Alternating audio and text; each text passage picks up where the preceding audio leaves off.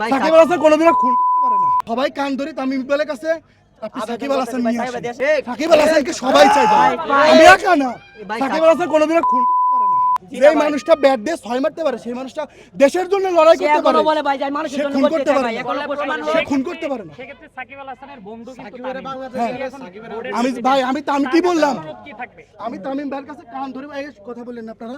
তামিম ভাইয়ের কাছে আমি কান ধরি, যদি সাকিব আল হাসান যদি কোনো আপনার সাথে কোনো রং বিহেভ করে থাকে, আমি একা না, এখানে সবাই কান ধরি তামিম ইকবালের কাছে আপনি সাকিব আল হাসান নিয়ে আসেন, সাকিবকে নিয়ে আসেন। আমি কান ধরতেছি তামিম ভাইয়ের কাছে আনেন। বার প্লেয়ারের যে সিন্ডিকেটের, এই প্লেয়ার সিলেক্টর যারা, এরা একটা সিন্ডিকেট ভাই, বাংলা কথা সিন্ডিকেট, একদম সিন্ডিকেট ভাই। সিন্ডিকেটটা চেঞ্জ করে দেন ভাই। আমার ভাইরাল হওয়ার দরকার না, আমি বাংলাদেশের ক্রিকেটটা ভালোবাসি, বাংলাদেশের উন্নয়ন চাই। আমাদের জেতা লাগবে না, আমাদের উন্নতিটা দেখাতে হবে। Tamim Gold's Gym across 30 plus countries with over 700 plus locations worldwide. Train anywhere, belong everywhere.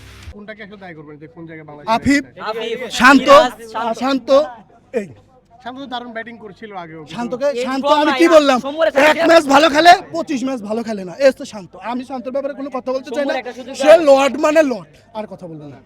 সব মিলে আসলে তামিমের বোর্ড আসার পর প্রথম তামিম ইকবালের হার কি আসলে কখনো এক্সপেক্টেবল না ভাই, কখনো এক্সপেক্টেবল না। উনি সবসময় একটা কথা, তামিম ইকবাল একটা কথা সবসময় বলে যে আমি ক্রিকেটের উন্নতি করতে আসছি। গতদিন না, আমি তো সেটা বলতে, আমি সেটা আগে ক্লিয়ার করে বলি ভাই। উনি বলছে উন্নতি করতে আসছি।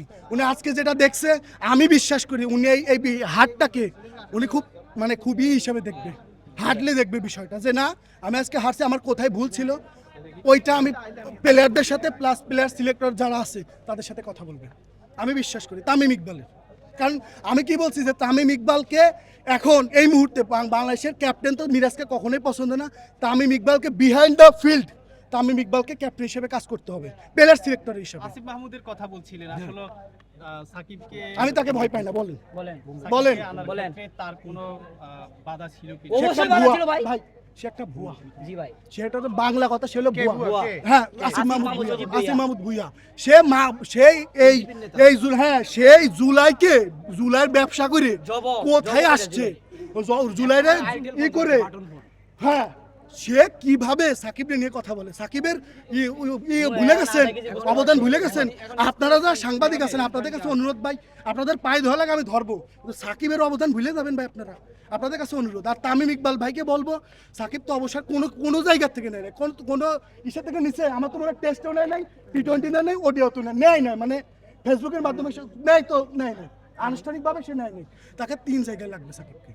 আপাতত তাকে 3 জায়গায় খেলে আপনার রিটায়ার করবে না কি করবে আমি জানি না। 27 বিশ্বকাপে সাকিব আর মিডল অর্ডারের মুশফিক দুজনকে লাগবে। মাহমুদুল্লাহ রিয়াদ লাগবে, মাহমুদুল্লাহ রিয়াদ ভাই খেলতে পারবে না।